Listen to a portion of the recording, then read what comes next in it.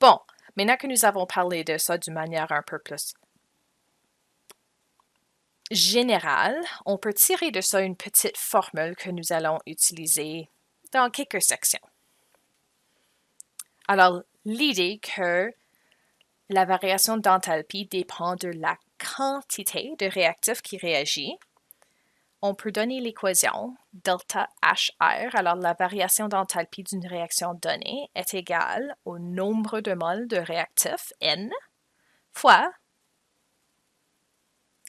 la variation d'enthalpie d'habitude standard. Donc, ceci peut être pour le moment une variation d'enthalpie de combustion ou ça pourrait être une autre valeur, molaire. Donc, je vais juste mettre une petite note côté droit. Ici, c'est la valeur molaire. Donc, si tu vois kilojoules par mol, on parle de celui-ci. Je sais qu'ils ont l'air presque identiques. Si tu n'as que des kilojoules ou des joules, on parle de celui-ci. Simplement la variation d'enthalpie, l'énergie.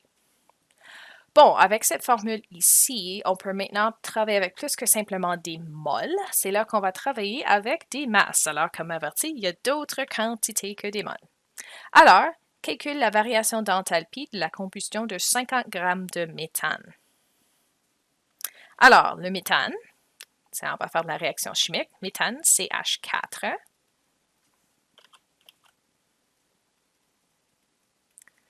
Et on va faire réagir ça avec de l'oxygène, puis on va former du dioxyde de carbone et de l'eau.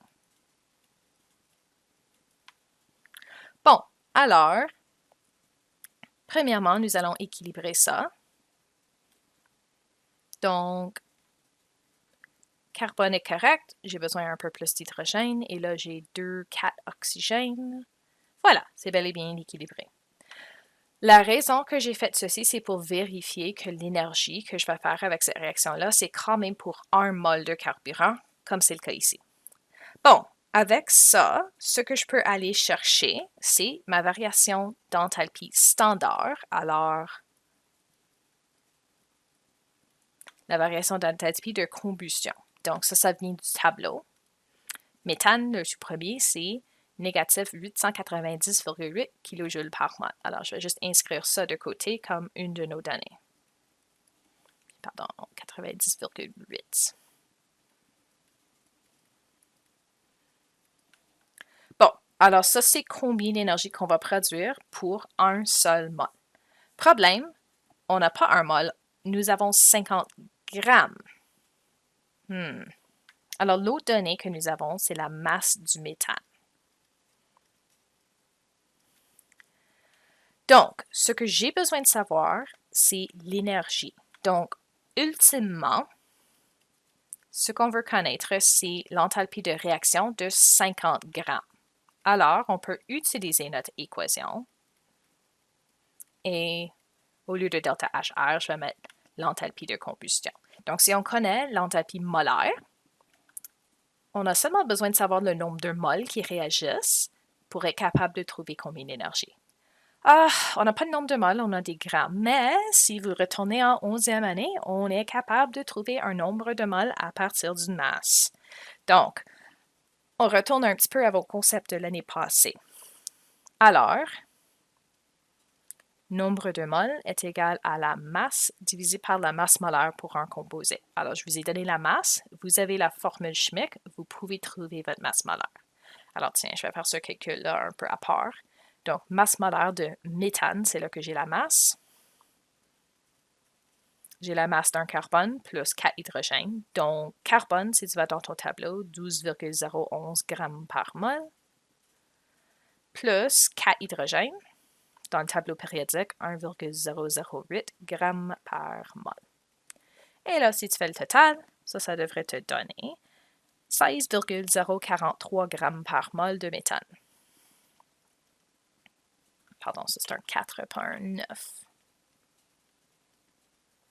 Bon, maintenant j'ai ma masse molaire, j'ai la masse, nous pouvons calculer le nombre de moles. Donc 50 grammes divisé par ma masse molaire.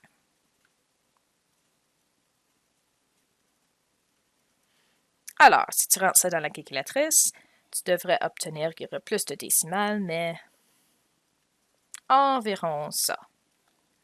Bon, maintenant je sais combien de mols sont contenus dans 50 grammes de méthane.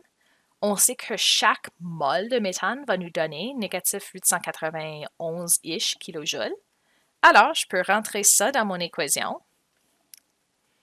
Alors, j'ai ma valeur molaire et j'ai mon nombre de mols. On peut trouver notre variation d'enthalpie de réaction.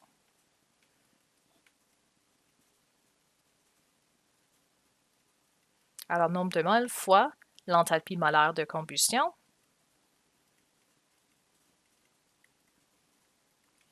Et si tu fais ta multiplication, tu devrais obtenir négatif 2776,3, environ ça, dépendant de combien de décimales que tu as gardé avec le calcul de mol.